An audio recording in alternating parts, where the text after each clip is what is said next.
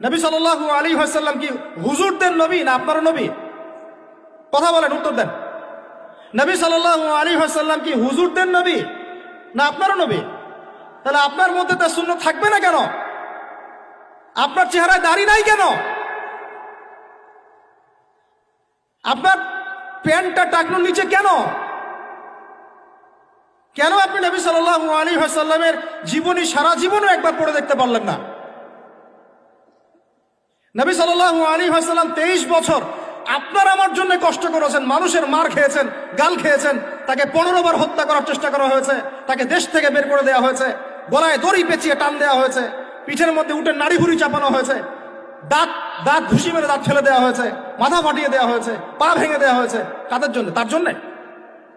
তা আপনি আমি কেন তার জীবনী পড়ে দেখলাম না কখনো?